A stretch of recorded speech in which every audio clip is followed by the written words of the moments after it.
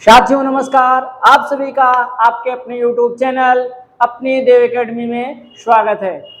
साथियों, जैसा कि आप सभी जानते हैं, हम लोग BPSC Bihar public service commission को टारगेट करके एक बैच चला रहे हैं। इसके अलावा ये सभी टॉपिक न सिर्फ बीपीएससी के लिए बल्कि उत्तर प्रदेश की कोई भी भर्ती परीक्षा हो, आपकी उत्तर प्रदेश पीसीएस का पेपर है, आरओ एआरओ का पेपर है ना। इसके अलावा बिहार का जो 8 नंबर का आना है, चाहे टीजीटी हो, पीजीटी हो, जूनियर हो, प्राइमरी हो, हर जगह भारत का इतिहास आना है। तो सभी के लिए ये बहुत ही महत्वपूर्ण टॉपिक है, क्योंकि इसका नाम ही क्या है, भारतीय स्वतंत्रता संग्राम या भारतीय राष्ट्रीय आंदोलन। भारतीय राष्ट्रीय आंदोलन में आज हम लोग पहुंचे हैं बंगाल के विभाजन के लिए। जी हाँ दोस्तों, जिन भी बच्चों ने पीछे का वीडियो न देखा हो वो जरूर जाएं, पीछे के वीडियो को देखें। इससे पहले हमने 5 पार्टों में भारत के गवर्नर जनरल और वायसराय पढ़ाया है, और 2 पार्ट में भारत का कांग्रेस अधिवेशन पढ़ाया है, और 2 पार्ट में ही इससे पहले यानी कांग्रेस से पूर्व के राजनीतिक संगठन को पढ़ाया है। आप उन सभी वीडियो को देख करके आइए, तब ये वीडियो आपकी समझ में ज्यादा आएगा। ठीक है दोस्तों, हम लोग शुरुआत करते हैं बंगाल विभाजन की। अगर हम बात करते हैं बंगाल की विभाजन की, तो बंगाल का विभाजन कब हुआ, तो सबसे पहला प्रश्न हो जाएगा बंगाल का विभाजन सामान्य तौर पे 1905 में हुआ। लेकिन बंगाल का विभाजन क्यों किया गया? बंगाल विभाजन के समय आपका पहला प्रश्न ये हो गया कि वायसराय कौन है। वायसराय, बंगाल विभाजन के समय वायसराय कौन है? आपके कर्जन है, लॉर्ड कर्जन है।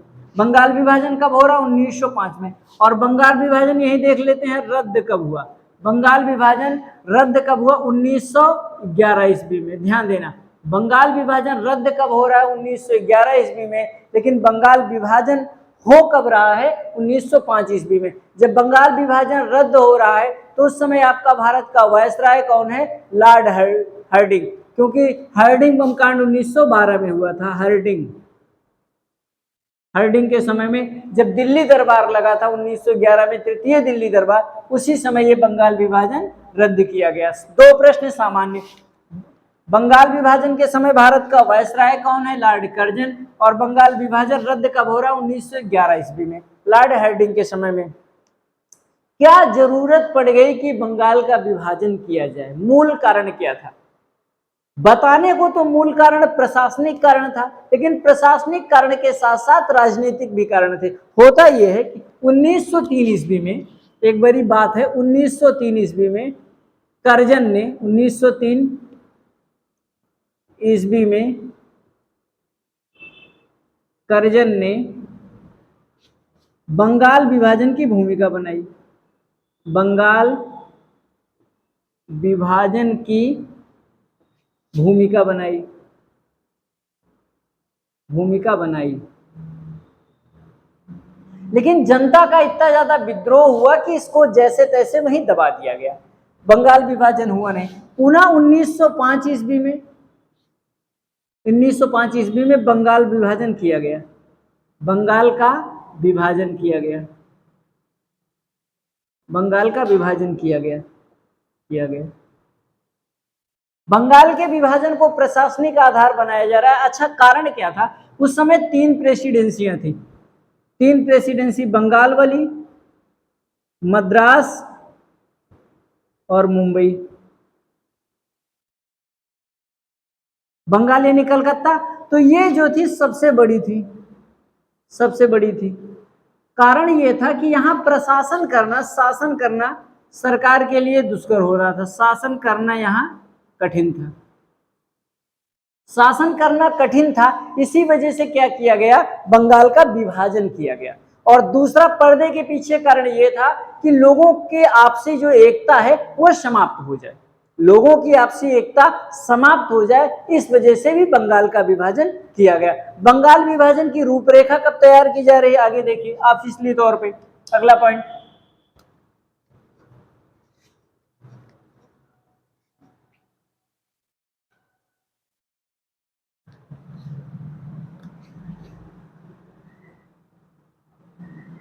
बंगाल विभाजन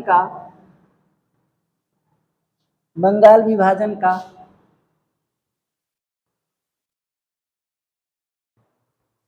आइए देखते हैं, बंगाल विभाजन की बात करते हैं तो बंगाल का विभाजन जो होता है वो दो पार्टों में किया जाएगा, पूर्वी बंगाल और पश्चिम बंगाल। जो पूर्वी बंगाल बना, पूर्वी बंगाल की राजधानी किसको बनाया गया? ढाका को बनाया गया। इसमें पूर्व वाला बंगाल का क्षेत्र था, यानी जो आज किस नाम से जाना जाता है? बांग्लादेश और असम का क्षेत्र, इसमें ये शामिल थे। और पश्चिम बंगाल वाला जो क्षेत्र था, इसकी राजधानी कलकत्ता बनी। इसमें क्या थे? वर्तमान का बंगाल वाला क्षेत्र है, बिहार वाला क्षेत्र है और उड़ीसा वाला क्षेत्र है। बंगाल, बिहार, उड़ीसा का क्षेत्र है। यानी बंगाल, बिहार, उड़ीसा वाले क्षेत्र को किसमें रखा गया? पश्चिम बंगाल के अंतर्गत रखा गया।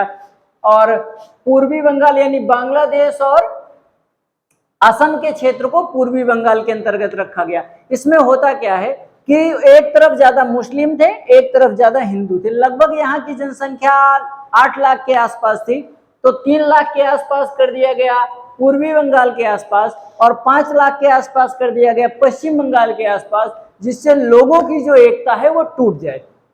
अच्छा, बंगाल विभाजन की रूपरेखा कब प्रस्तुत की गई? भाई ये पूरी भूमिका जनता के सामने आ कब रही है? तो जनता के सामने पेश की जा रही है 19 जुलाई 1905 को। बंगाल विभाजन की रूपरेखा जनता के सामने 19 तारीख को जुलाई में पेश की जा रही है। अच्छा, लेकिन इसकी घोषणा कब कर दी गई? 20 तारीख को घोषणा कर दी गई कि हम बंगाल का विभाजन करने वाले हैं। जब ऐसी घोषणा कर दी जाएगी तो जुलाई के बाद क्या आएगा? अगस्त। अगस्त में क्या करते हैं? बंगाल के लोग एक आंदोलन शुरू करते हैं, स्वदेशी आंदोलन। स्वदेशी आंदोलन, और स्वदेशी आंदोलन का प्रारंभ कब होता है? 7 अगस्त 1905 को। स्वदेशी आंदोलन का प्रारंभ कब होता है? 7 अगस्त 1905 को। कहां से होता है? कलकत्ता के टाउन हॉल से इसकी घोषणा की जाती है। और स्वदेशी आंदोलन का कारण क्या है? बंगाल विभाजन के विरोध में। स्वदेशी आंदोलन क्यों किया जा रहा है? कारण इसका क्या है? बंगाल विभाजन के विरोध में। बंगाल विभाजन के विरोध में। बंगाल विभाजन के विरोध में। आपसे कई बार परीक्षाओं में पूछा जाता है कि स्वदेशी आंदोलन का कारण क्या था? जो बंगाल का विभाजन किया गया था, उसी बंगाल विभाजन के विरोध में बंगाल की जनता द्वारा एक नया आंदोलन शुरू किया गया, उसका नाम क्या है? स्वदेशी आंदोलन। अच्छा, इतना कुछ नौटंकी होने के बाद भी करजन उस समय माना नहीं, बंगाल विभाजन कर ही दिया। बंगाल विभाजन लागू करने की घोषणा कब कर दी कि बंगाल विभाजन लागू है? लागू हो गया बंगाल का विभाजन 16 अक्टूबर 1905 से। बहुत ही निर्णायक तिथि है। बंगाल विभाजन कब से लागू है? 16 अक्टूबर 1905 से। अच्छा, जब 16 अक्टूबर को बंगाल विभाजन किया गया तो बंगाल की जनता किसको मना रही है? शोक दिवस मना रही है। शोक दिवस क्या मना रही है? शोक दिवस। बंगाल की जनता क्या मना रही है? शोक दिवस। तो बंगाल की जनता को रविन्द्रनाथ टैगोर ने क्या किया? सबको संबोधित किया कि ये शोक दिवस मनाने का टाइम नहीं है, हम लोग अपनी एकता को बनाकर रखें, आने वाले समय में जरूर बंगाल विभाजन रद्द होगा। और रविन्द्रनाथ टैगोर ने ये सुझाव दिया कि इसको हमने किस रूप में मनाएं? रक्षाबंधन के रूप में मनाएं। काहे के रूप में मनाएं? रक्षाबंधन दिवस। तो आपसे पूछेगा किसने बंगाल विभाजन को यह सुझाव दिया कि रक्षाबंधन दिवस के रूप में हमें मनाना चाहिए? रविन्द्रनाथ टैगोर ने यह हमें सुझाव दिया कि बंगाल विभाजन को बंगाल विभाजन ना करके रक्षाबंधन दिवस के रूप में मनाना चाहिए। आइए हमारे साथ आप बोलिए, बंगाल विभाजन का रूपरेखा कब प्रस्तुत की गई? 19 तारीख को। घोषणा 20 तारीख को। 7 अगस्त को स्वदेशी आंदोलन का जन्म होता है बंगाल विभाजन के विरोध में। और बंगाल विभाजन लागू कब होगा? 16 अक्टूबर 1905 को। आइए इसके अलावा कुछ तथ्य और देख लेते हैं। देखिए, बंगाल विभाजन जब हुआ तो बंगाल विभाजन का प्रभाव न सिर्फ बंगाल में रहा, बंगाल विभाजन का प्रभाव बंगाल के साथ साथ पूरे भारत में फैला। पूरे भारत में फैल गया। पूरे भारत में फैल गया। इसका मतलब ये हुआ, जब बंगाल विभाजन का विरोध हो रहा है तो लगभग संपूर्ण भारत एक मंच के पीछे आ गया, एक पर्दे के नीचे आ गया। हर जगह बंगाल विभाजन का विरोध होने लगा कि बंगाल का विभाजन सरकार गलत तरीके से कर रही है और ये जरूरी भी था। इससे क्या हुआ? भारतीय एकता, जो भारतीय लोगों में एकता थी वो सामने आई कि हम बंगाल को तो तोड़ सकते हैं लेकिन भारत के लोगों की एकता को नहीं तोड़ सकते। ऐसा मैसेज किसके पास गया? उस समय के तत्कालीन जो सरकार थी, जो गवर्नर थे, उनके पास ये मैसेज पहुंचा कि हम बंगाल को तो बांट सकते हैं लेकिन जनता को नहीं बांट सकते। क्यों? क्योंकि इससे पहले अभी आपने देखा कि 16 अक्टूबर को जनता किस रूप में मना रही है? रक्षाबंधन दिवस के रूप में मना रही है। इससे मैसेज ये मिलेगा कि हम लोग एक हैं। अच्छा, उस जमाने में बंगाल के प्रमुख नेताओं में सुरेंद्रनाथ बनर्जी थे, एसएन बनर्जी, काफी एक्टिव व्यक्ति हुआ करते थे। सुरेंद्रनाथ बनर्जी के अलावा बिपिन चंद्र पाल थे, भाई आपके बिपिन चंद्र थे, बिपिन चंद्र पाल, ये सब यहीं के हैं। आनंद मोहन बोस थे, आनंद मोहन बोस थे, और आपके कर्णधार रविंद्र जी, रविंद्रनाथ टैगोर थे। ये उस समय के कद्दावर नेता थे, ये उस समय के वहां के कद्दावर नेता थे और इन लोगों ने सभी पूरे भारत को एकत्र करने का प्रयास किया और सबको ये मैसेज दिया कि आप बंगाल को बांट सकते हैं लेकिन लोगों को नहीं बांट सकते।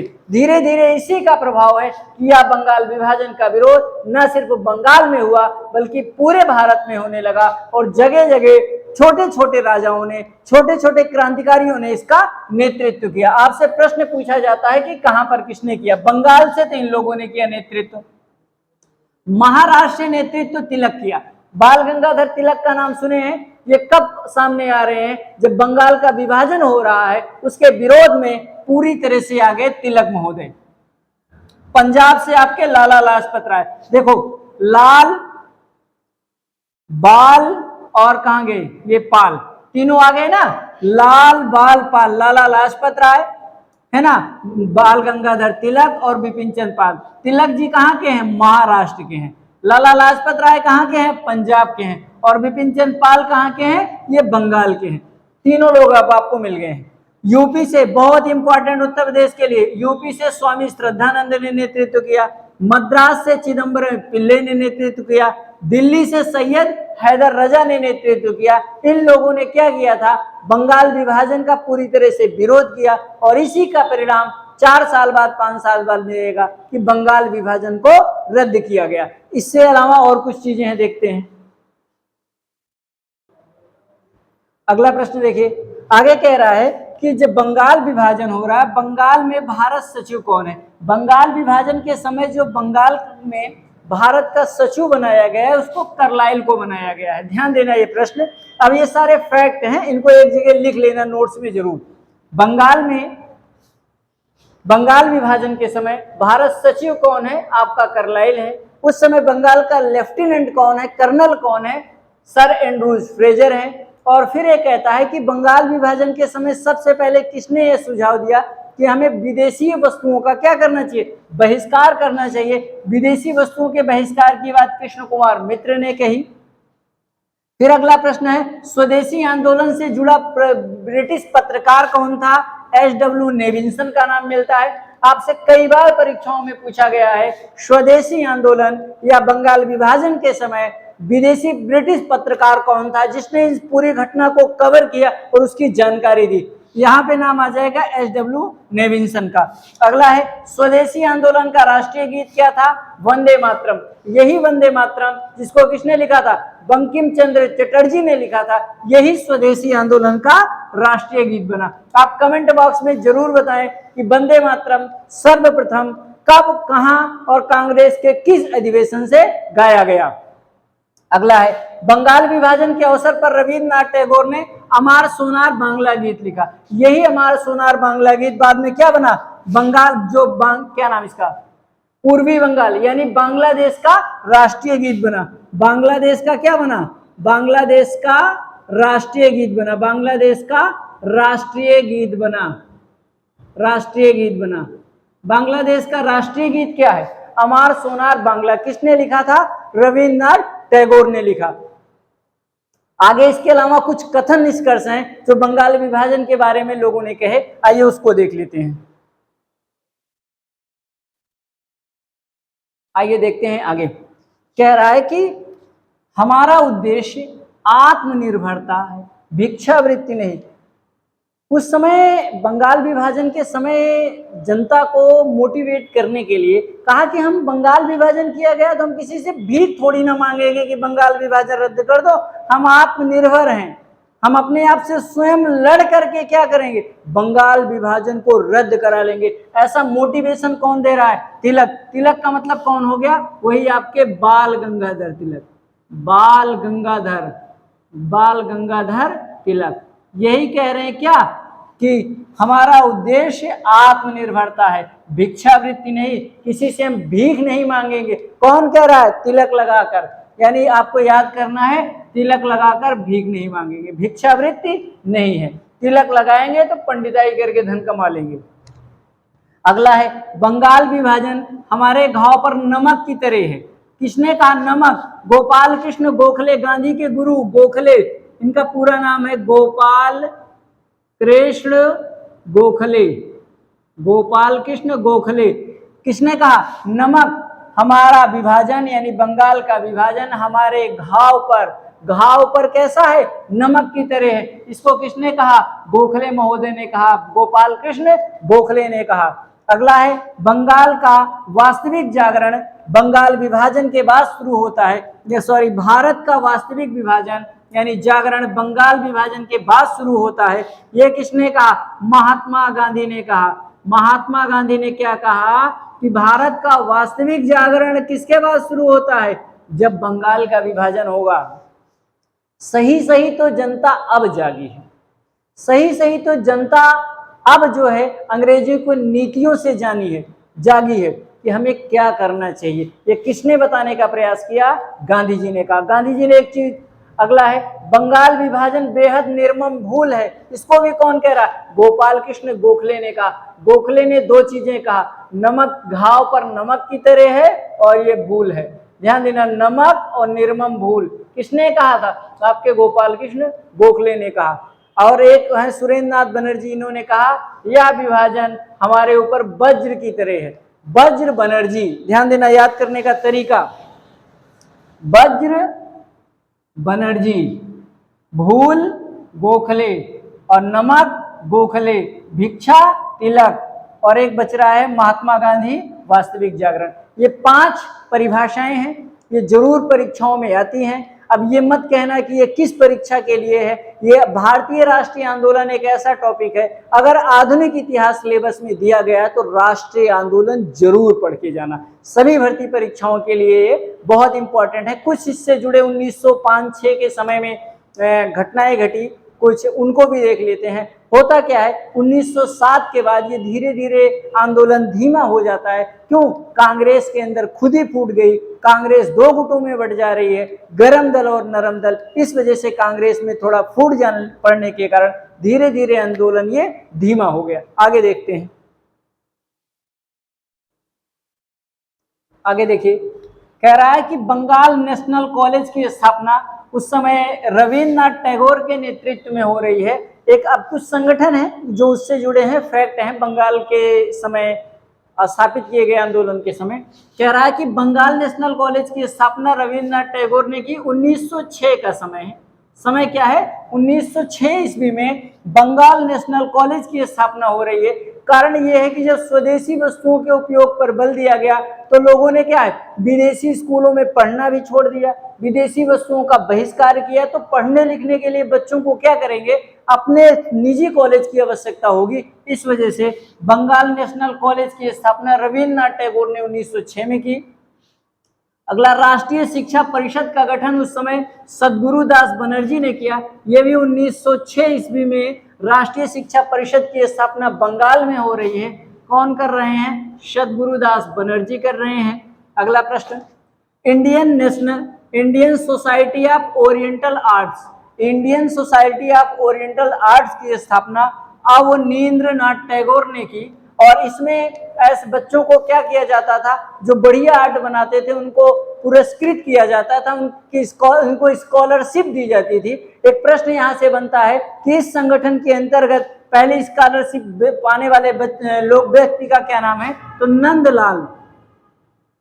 नंदलाल नामक व्यक्ति सबसे पहले इस संस्था के अंतर्गत क्या प्राप्त किया था? स्कॉलरशिप यानी वजीफा प्राप्त किया था। फिर से देखते हैं, Indian society of oriental arts की स्थापना 1906 में अवनींद्रनाथ टैगोर ने की और पहली स्कॉलरशिप पाने वाले व्यक्ति का क्या नाम है? नंदलाल। और एक काम और हुआ, रंगपुर नेशनल कॉलेज की स्थापना भी बंगाल में 1905 ईस्वी में की जा रही है। 1905 के बाद 1907 आते आते धीरे धीरे ये आंदोलन धीमा पड़ गया क्योंकि कांग्रेस के अंदर फूट पड़ गई और अंततः बंगाल विभाजन रद्द कब होता, अभी पीछे भी हमने बताया 1911 ईस्वी में जब दिल्ली दरबार लगेगा, उसी अवसर पर बंगाल विभाजन रद्द की घोषणा की जाएगी और उसी अवसर पर यह भी घोषणा की जाएगी कि भारत की राजधानी क्या बनेगी? नई दिल्ली बनेगी, क्योंकि उस समय बंगाल में सरकार का बहुत ज्यादा विरोध होने लगा था। इस वजह से राजधानी क्या बनाने का निर्णय किया गया? दिल्ली। आप दोस्तों, ये बंगाल विभाजन का संपूर्ण वीडियो है, इसको अच्छे से देखिए और स्वयं से नोट्स बनाइए। जब आप इसको अच्छे से देखेंगे, स्वयं से नोट्स बनाएंगे, तो आने वाली सभी भर्ती परीक्षाओं के लिए ये आपके लिए लाभकर है। और फिर वही बात, अगर आपको वीडियो अच्छा लग रहा हो, आपको मेहनत अच्छी लग रही हो, तो वीडियो को लाइक जरूर करें और हमारे चैनल अपनी देव एकेडमी को सब्सक्राइब करें। अपने मित्रों को जरूर भेजें, जिससे देव एकेडमी परिवार बढ़ने में आपकी भी मदद हो सके और हमारी भी मदद हो सके। आपकी मदद होगी, आपको अच्छी चीज़ें निःशुल्क मिल जाएंगी और हमारी मदद होगी, हमारा देव एकेडमी परिवार बड़े स्तर पर काम करना शुरू कर देगा। ठीक है दोस्तों, नमस्कार, जय हिंद, जय भारत।